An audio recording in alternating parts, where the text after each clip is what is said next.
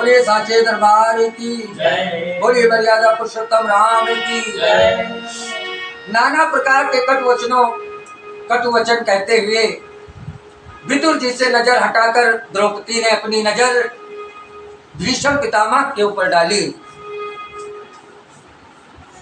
और कहने लगी भीष्म पितामह से पांचाली, अरे कहो पितामह क्यों बैठे हो, रखे हाथ पर हाथ यहाँ, रखे हाथ पर हाथ यहाँ, रखे हाथ पर हाथ यहाँ।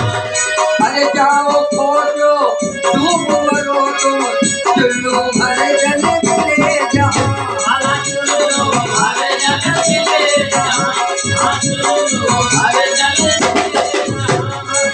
दिए वचन के कारण तुमने अम्बा को ठुकराया है, अम्बा को ठुकराया है, अम्बा को ठुकराया है। तो दिए वचन के कारण तुमने अम्बा को ठुकराया है,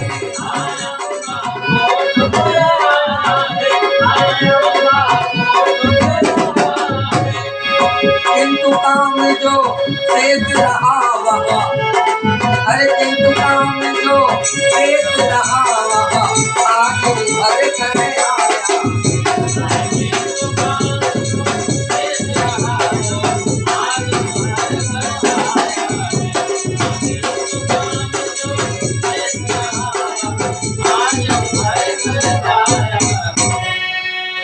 भीष्म पितामह से कहने लगी द्रौपदी, अरे भीष्म पितामह, ए पितामह आज इस सभा के अंदर हाथ रखकर बैठे हुए हो, अरे जाओ चुल्लू भर पानी में कहीं डूब मरो।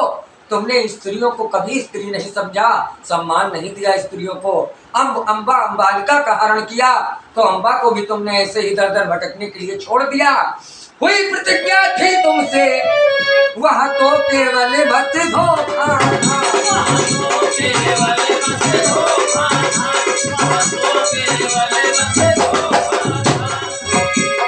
अरे हुई प्रतिज्ञा तुमसे, वह तो केवल बस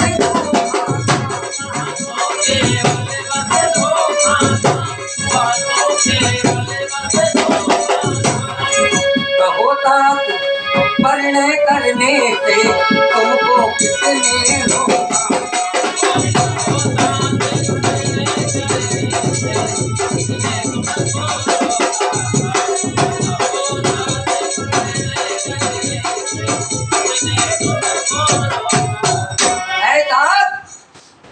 अम्बा को आपने दर दर भटकने के लिए छोड़ दिया, एक प्रतिज्ञा के कारण तुमने एक स्त्री का जीवन बर्बाद कर दिया। कहो किसने तुमको रोका था परिणय करने के लिए? एक अतरनी को नग्न देखने की दिल में यदि इच्छा है,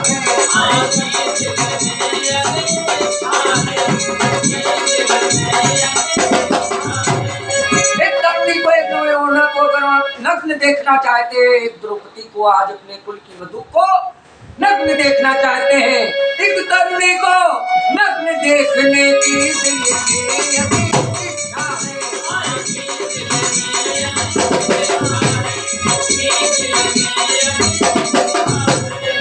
पूरी होगी नहीं कामना, पूरी होगी नहीं कामना, जिसकी प्रबल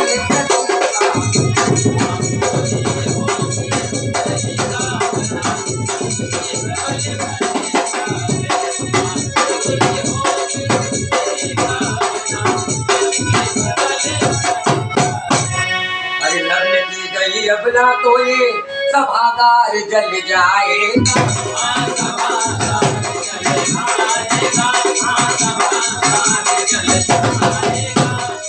राजपाट के साथ साथ कुल, राजपाट के साथ साथ कुल नहीं यहाँ बच पाएगा,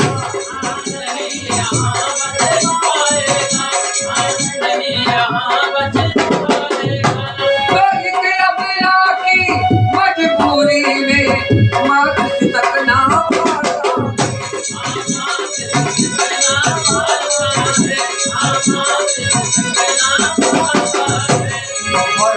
पाप से निकली जाला मुझे भलक ना आता।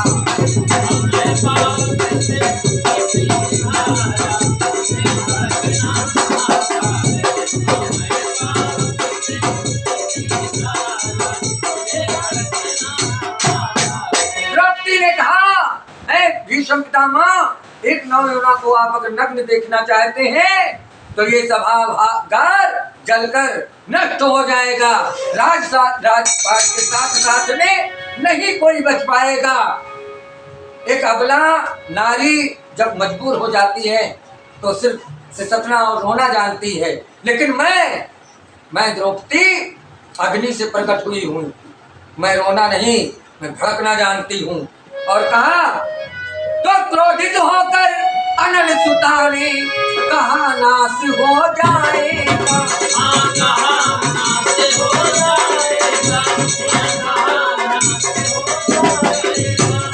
अरे तर्पण देने वाला कुल का, अरे हाँ तर्पण देने वाला कुल में एक नहीं बच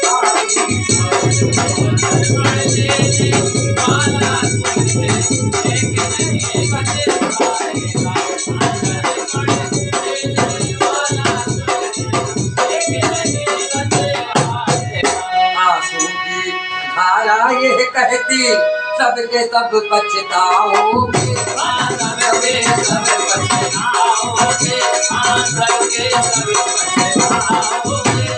और तुम सब की है मृत्यु निकटे अब तुम सब मारे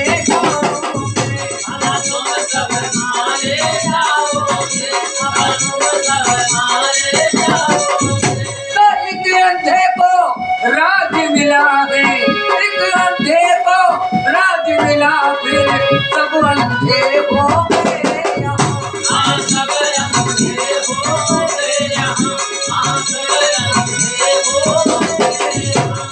अरे भूख बधिर हो गए यहाँ सब, सुने मुझे अब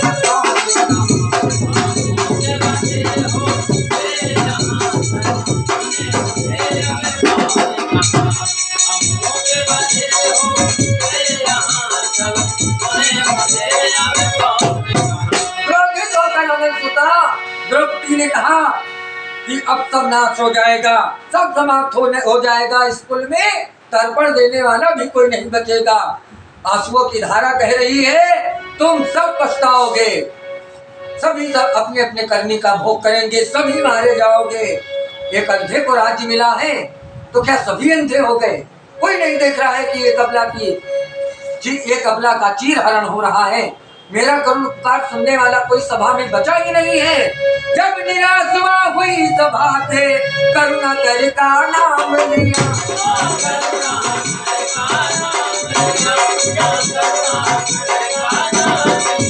अरे करुणा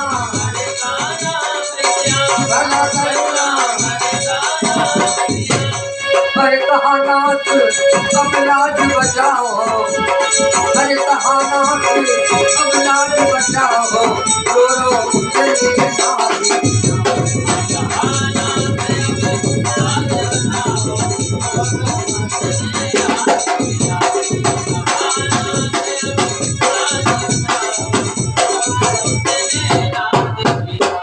अरे जिसके सन्मुख ठहर न पाते योद्धा रण में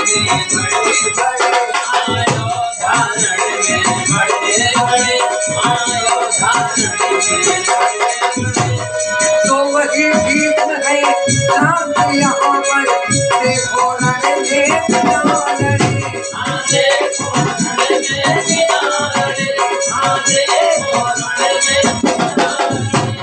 तो श्रमिक बेचता श्रम अपना वहाँ, अरे बुद्धि को नहीं बेचता है, बुद्धि को नहीं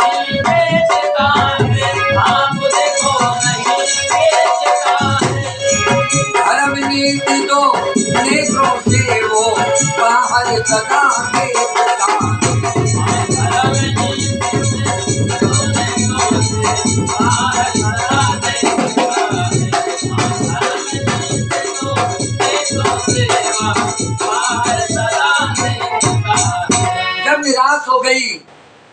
जब सारी सभा को देख लिया कोई भूलने वाला नहीं है, द्रौपदी ने हाथ उठाकर करुणा करके पुकारा, हे नाथ, अब मेरी लाज आपके हाथ में है, मुझे बचाइए। और इस प्रकार उसने रो रो कर नाद किया। मित्रों, जिसके सन्मुख बड़े बड़े वीर, बड़े बड़े योद्धा, बड़े बड़े बलवान नहीं ठहर सकते थे, वो भीष्म पितामह नजरें झुकाए या इतने थके हुए महसूस हो रहे थे कि सभा में सिर झुकाए हुए बैठे हैं।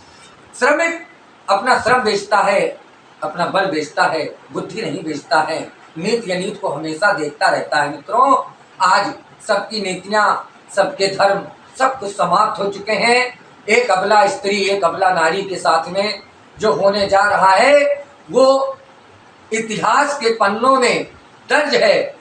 और मानव जाति उस चीर हरण को सदा सदा के लिए याद करेगी, हमेशा याद करेगी। ये कथा द्रौपदी के चीर हरण की के आपके सम्मुख प्रस्तुत है। मित्रों, आगे की कथा आप लोगों के लिए फिर लेकर आएंगे। बोलिए साचे दरबार की।